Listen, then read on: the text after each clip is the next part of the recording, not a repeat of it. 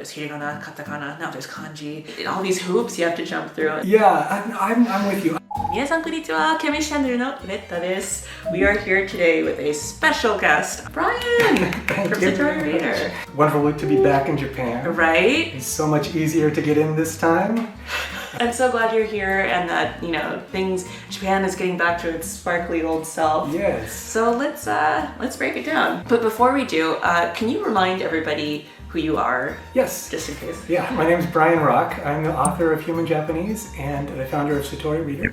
And what I do day to day right now is 100% Satori Reader. And what we try to do is to provide level appropriate reading material. So material that you as an intermediate student can read and understand and also grow a little bit. There's going to be sometimes challenging grammar or vocabulary, but we have notes that break it all down. Really good ones. Thank you. And help you to grow on your journey into real native material. Really good Japanese lessons, material, breakdowns, notes. So that's what you're going to get. And we'll get into that a little bit more in a little bit. But for now, let's get to know you. Beep, boop, beep, boop. So like we were saying, so Japan is finally open. Yeah. And you've been enjoying your time here, yes? Yes. Just the last 3 days we've been up in Kamikochi. Oh my gosh. Which is the Japanese Alps. And it was on my wife's bucket list, actually. Yeah, it's actually, you have to take a special bus because the road is so windy, it's closed to private cars. Oh my gosh. Wow. Yeah, it's really fantastic. Once you get up there, they have these beautiful trails that go alongside a river, or if you're feeling more adventurous, you can climb up to the top of ridges and walk along the ridges. Oh my gosh. So, yeah. I was going to ask, do you recommend anywhere? But it sounds like that's a fantastic that's a option. good spot. Everyone, actually, I was really surprised at how welcoming everybody is. Not surprised that I thought that they would be rude or anything like that, but it just feels like people are so grateful to have tourists back. Nagano is so beautiful, and I double the whole go to Nagano. So you're saying Kamikochi. Yeah. And I really liked Takamori. That's where I stayed on this farm. Videos coming soon. So you spoke a lot of Japanese while you were out there. Of course. Are there any fun words, new or old Japanese words that you're into recently? Well, we did a lot of walking and hiking while we were up there, and so I was thinking of that word. It's like on people's lists of fun Japanese words. Komorebi. You did not komorebi. Right, the dappled sunlight coming down through the leaves. A beautiful expression, and it also illustrates an unusual reading for the kanji ki. Usually not ko. This is true. This is true. Are there other ko? Sure. Yeah, very few. But for example, konoha.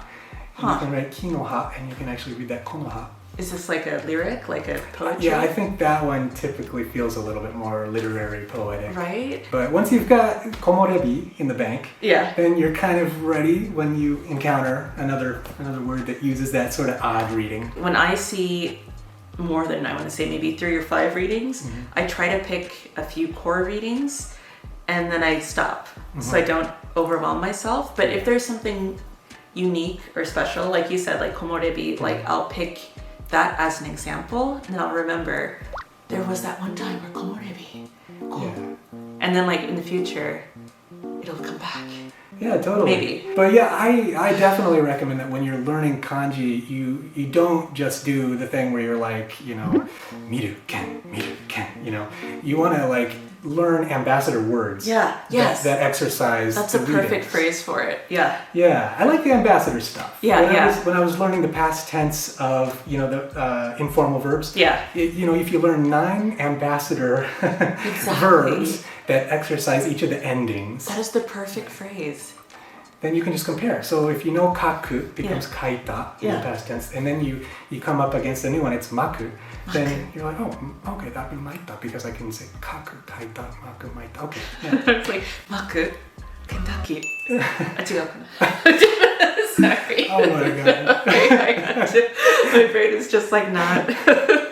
Yes. That was a stretch. I was a real stretch. It was also incorrect. Missing a small not tooth. good, not good. This was definitely a stretch. So, yeah. Oh gosh. Yeah. I tried. Yeah, but with kanji, yeah, you want to learn the ambassador words, and that gives you some useful vocabulary. Yeah. And then later on, when you see another word that has that character in it, you're like, oh, that's right. It's the ken from kengaku. Right. Yeah. Kind of words that are along that theme that I didn't really ever know any words for in English, I guess, before I studied Japanese. One is akibare, which I love, a beautiful sunny fall day. On a fall day, the sun is at a different place in the sky. There's that crisp, right? feeling, and that's akibare. Another one along those lines is shinrin-yoku. Ne. Right? ちょうど今浴びてます。 Right, it's bathing in the forest bathing, Yeah. right? That's kind of fun. And one that you hear people, I notice that girls talk about this all the time, is -ion. -ion. Like, maybe you don't hear it very much, but Like negative ions? Oh, yes. From the waterfalls. Okay, is it from waterfalls? Okay. They say, right? I didn't, I just knew that it was some particle that's allegedly floating around. Yeah. Yeah. So, like, usually power spots in Japan tend to have waterfalls. It's the power spot. And these ions, these minus ion, Right. not ion. Yeah, ion. Thank you. Ion. See, I would be the person who's walking around like ion. Right. So these particles supposedly, when the waterfall comes down with this pressure and it shoots out these like kind of splashes of spray of water, these ions are like breaking freshly, and you're just like. That's right, being produced. Yeah, you have to take them in. It's like a wine tasting of eons, not ions. I think it's like the breathable antioxidant is sort of the feeling that people. I mean, you can't go wrong. You go out into, you've got like the komorebi, you've got the shinrin-yoku, you've got the nice fresh air, and then these eons. Minus ion. Yeah, if you're ever in Japan and you're like, I just want a good, like, relaxing Japan experience, look for a waterfall. Looking for a waterfall on like Google Maps is a good way to like find. There's always stuff like, and there's probably a soba place with some like sansai soba or something. Okay. Some mountain vegetables. Yes. That's my favorite fall word. Okay. So you look for a waterfall, and then there'll be a path going. Everything for sure. else will come together. Okay. I can't help myself. Let's go deeper. Okay. So for the Japanese learners out there, what is your honest opinion? Is the JLPT worth it? And I bring that up because right now, there are people out there who are getting ready to study, getting ready to take it. It's always this time of year. Like the sweat and the tears and the blood. Right. There can be value to it for sure. If you're applying for a job and you want the employer to get a basic idea, right? Yeah. They're very broad categories, right? Yeah. Just 5 categories, but a general idea of where you are, then that's very useful. Like if we were going to hire somebody for our team and they had, JLPT and Are you hiring? We're full up right now for Darn fine.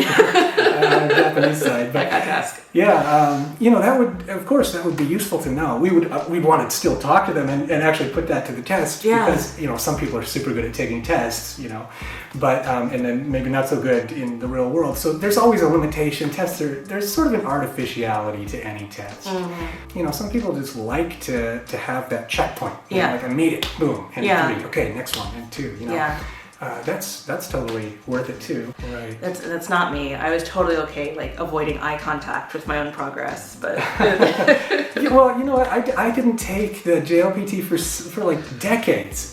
Guilty. Yeah, because I didn't really see how it would be that important. Yeah. Just like you. Yeah.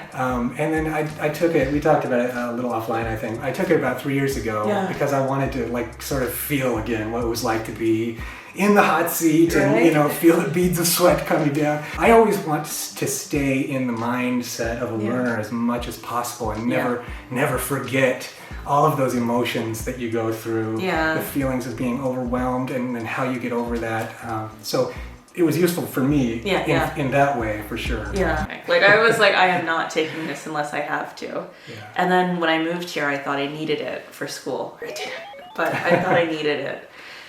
And so I started with N2, and then I was like, well, crap, now I have to take N1, because now if somebody asks, then I can only say N2. Whereas before... You could say, I don't know. Yeah, before you can just say, I don't know, you test me. But, you know, once you get into that, it's like a dark circle. You just have to keep going down the funnel until you hit bottom. I mean, top. It seems like the foreigners talk about it more than anybody else. Yeah. Right. Whereas some companies, like Western companies in Japan, will ask what level you're at, or the job description may say, we want somebody, well, my favorite, N1 or higher. I'm like, or higher. Oh, wow, N0. I'll fuck it. But yeah, but really what happens is that they just want you to like look good enough, and you can say, I'm this level. And then once you're in the interview, they'll quiz you anyways. Sure. They'll interview in Japanese anyways. And what they care about at that point is, do I get along with you? And can you actually communicate? Yeah, are we having a real conversation here? Yeah. Not, was it water on the left or tree on the left? Or like, whatever. I mean, it's kind of like programming too, right? Right? I mean, you can put down that you have a computer science degree and all that stuff, and that looks good on the resume and maybe helps you to get in the door. Yeah. At the end of the day, it's just, can you deliver code? Right? I mean, teeny tiny side question. Sure. Yeah. You know software. You know Japanese. I feel like you're in a unique position to share with the community. I used to work at Microsoft, and I did interview a lot of people when I worked there. Yeah. And I've had a chance to interview a few people semi-recently too, and on the coding side of things. Yeah. And my approach is I really don't care what, if you studied computer science or if you just learned it in your basement. I just care I want to see your thinking process. Yeah. And I want you to talk through the problem and explain it to me at a high level, and then show that you got some code in your fingertips, right, and you can knock it out. Right. It doesn't really matter that much what your GPA was. Yeah. Although, maybe it hints that this person is going to be maybe a really studious person who delivers. But. Yeah, I'm like IT adjacent at the moment. Okay. In Japan, there's a lot of like these like code labs, or a lot of these sort of almost like game jams, where you can basically just like work on these projects and just suddenly get used to working on a team, even if you've never actually worked in a company before. So maybe, that's cool. maybe that's some. So I have to ask you this, because to me you're like one of the tippity top, like apex Japanese. Wow. That's way too kind. Community members. One of the conversation that's just been going crazy all over the internet, especially in social media, maybe on YouTube, is the idea of pitch accent. This onsei, Japanese pronunciation, the soundscape. How important do you really think it is? Go. Wow, okay. It's a big topic, and people are very passionate about it. So I thought maybe we could start by just agreeing on what everybody agrees on. Yes. Right? What is that? Like, first of all, there is such a thing as pitch accent in Japanese. Yes. And it means that certain syllables in a word are high or low. So an example of that would be the word for eat. Yes. Which in Tokyo pitch accent should be, I believe. I was like, oh gosh. Taberu. Taberu. Right, yeah. If you want to sound the most that you possibly can sound like a person who lives in Tokyo, then that's the way that you would say it, as opposed to, for example, taberu. Right? Yes. But different parts of Japan use different pitch accent. And so that's one of the things that people notice when they say like, oh, that guy sounds like he's from Osaka, or a different part of the country. They're sort of noticing slightly different intonation to word. But from those two pieces of information, you can draw a third corollary to that, which is that pitch accent isn't make or break for being understood. People are accustomed to hearing words delivered with a slightly different pitch accent. Yeah. So my reason for being heated is that I feel like it's a new way of gatekeeping. Before, there wasn't really a way to kind of codify how well your language skills were. It was all kind of vague, like, well, I did so many hours on Japanese for busy people, so I guess I'm good. But there wasn't really a way, other than the JLPT or a couple tests, there wasn't really a way to kind of gauge where you were at. And now there's this idea of like, there's a scientific now you can look at the phonology and say, this sounds closer to native, because that's always like the goal. Of course, right? yeah. To be close to native. I don't think that's always the goal. But anyways. But I understand that pull, obviously. Yeah, it's very attractive. And for me, I know that a lot of people don't have access to that many languages to learn. Like, you know, there's hiragana, katakana, now there's kanji. Now I have to learn grammar, and oh gosh, it's like Yoda, but better. And now it also has pitch accent, so I can't just talk like this, I have to talk like that. Like, you know, it just suddenly it sounds like this huge like gate, all these hoops you have to jump through, and then it's discouraging. Yes. To some people, and I want everybody to be like, nah, I'm gonna try it. Yeah, I'm with you. As a Japanese educator, I worry so much about the attention and the budget of mental energy that your learners have, right? Yeah. And you're trying to take what is a very large thing and kind of to put it into an order where you can get the most bang for your buck. Pitch accent is one of those things where as you're getting closer and closer to this asymptotic line right here. That you never ever reach. Right, exactly. But you're getting ever closer. You do want to pay attention to pitch accent. Yeah. And I think that in the beginning, knowing that it's real, and getting into the habit of just listening to people is a very good habit. True.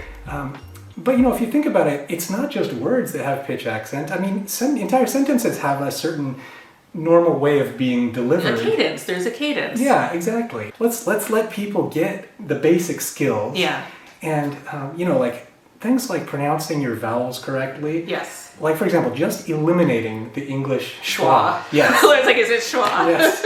Right? Or a, or I, or any of those vowel sounds that we have in English that don't exist in Japanese will automatically take you, like, quadruple your understandability. And for anybody who's like, what is a schwa? It's that upside down E in phonology, but what it is, it's the sound in the middle of your mouth. And it's what happens when something's not, like, the important sound of a word, when it's not stressed. Mishaps in Japanese, like they're saying, suwatte kudasai, but they say like sawatte kudasai, and it sounds like sawatte kudasai. It's this weird, because it's in between. It's somewhere in between and and then like you think you're being nice on the train, you're like sawatte kudasai, like what? So these are why and and not American schwa. Any unstressed syllable in an English word can become a schwa.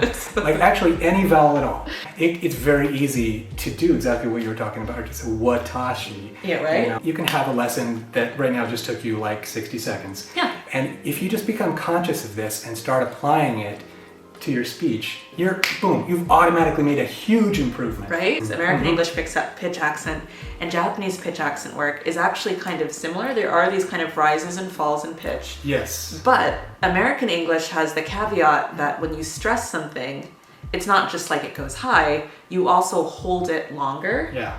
And that's the biggest problem with Japanese, where you have these, what's the difference between jose and jose or things like that, because in American English, when you stress, you actually hold it longer. Right, yeah. And that's where it gets confusing in Japanese, because that length actually changes the word. Yeah. I was gonna say the vowels and length, those two things. Two things. That's your 99% to super understandable Japanese. Right? Just do those two things. Just those two. You know, there's just so many balls to juggle. And I don't want to give people like, hey, here's one more. Here's one more, just enjoy. And then when you're comfortable with that and you're delivering and, you know, you're hitting all your small tsus and you're hitting all the long vowels, now we can go in and really polish. Yeah. I have major respect and props to people like Dolgan who are doing so much to illuminate this whole topic. Yeah, I think it was one of those black magic topics, you know, that like people knew about, you know. In some corner, there was this thing that you had to know. Right. But pitch accent is not in normal dictionaries. No, it's and not. That has always been one of the things that I explain to people. Like, if it were that important, wouldn't it be in the dictionary? But one day. You do. There's a special like NHK broadcast Japanese guide. And I found that I have it in my little Casio X word. NHK Nihongo Hatsuon Accent Jiten. And if you go into here and you put in neko, for example, You got it right there, and it's got the marks and everything, and you can even play it. Oh. Right? Okay. It's not another thing that you have to be afraid of. Like, oh man, another thing on the list. You know, so it's just take it off of the list of worries that you have and put it onto the list of things that are fun to go deeper into and when you're polishing. Yeah, I agree. If you're using Satori Reader, you know, all of our content is delivered by native voice actors. Right. Do some shadowing practice. You can play one sentence at a time. You can use the arrow keys on your keyboard to go back 3 seconds at a time and hear that word again in the flow. And speed, right? You can change change the speed. That was the one thing I really pushed for personally. Listening and shadowing can be so powerful and just kind of helping you to pick up the overall flow of the way sentences are usually delivered. So tell us what is new. What's going on over in your neck of the woods? Well, we have some major announcements. We actually this past summer passed the 1,000 episode mark on Satori Reader. Oh my gosh. And we've really fleshed it out a lot. So if you maybe visited a few years ago and you thought, wow, this looks pretty cool, but they don't really have enough content or content that kind of excites me, please check it out again because you know we have 2 writers who are constantly working to produce interesting and broad array of stories for you. So one of our newest ones that's going on right now is in the easy category. It's called The Jam Maker, and it's made to be really, really approachable. Jam. Yeah. It's about a DJ. No, it is about a person who makes jam. Jam. It's a really sweet story. It's a real world story as opposed to a fantasy one. We have a lot of sort of stories about talking cats and things like that. So this one takes place in the real world, and on the harder end of the spectrum, we just finished a series called Uranaishi Fujiki, which is about this guy who sort of pretends to be a fortune teller, but actually he has real superpowers. He belongs to the world of Japanese yokai. So there's a lot of sort of fantasy stuff, but also it brings it into Japanese culture because these are all characters and names that people are familiar with. You know, growing up in Japan. So you're going to be able to meet all sorts of new characters in that one. Yes, that's a little bit on a harder side. So we're really trying to produce lots of different content for lots of different people. Another thing that we got done this year that people have been asking for forever was multi-episode continuous playback. So now you can start your episode and you can turn your phone off or turn the screen off and put it in your pocket, and when it gets to the end of that episode it'll continue on. So you can, while you're walking to school or fixing dinner or something. Yes. In your bath. Right, and it actually works with the infotainment systems in cars. You'll see the little, the screen show up with all the episodes and everything. So. That's fancy. Okay, fancy code. Another series that's coming up next year it's called The Tree of Happiness, and this one is it has some elements of fantasy, but also takes place in a real world, and it incorporates some societal challenges that Japan is dealing with. So we do like to bring in sometimes topics like, for example, ijime or other things that are, we want to be cheerleaders for Japanese culture, of course, but also not, gloss over some of the challenges that are part of Japanese culture. And so this is going to be, I think, a really great a story from many different angles. Is this about a child or about many people? It's about one adult in particular. Uh-oh. Yeah, who has a part of himself that he feels like he can't be honest about in Japanese culture. Yeah. I'm very interested about that. I think the last time we did a video together, I told you about this Nutshell Grammar series where we take one topic at a time and break it down with a focus on example sentences that start easy and get progressively longer and incorporate the things that we learned in previous lessons.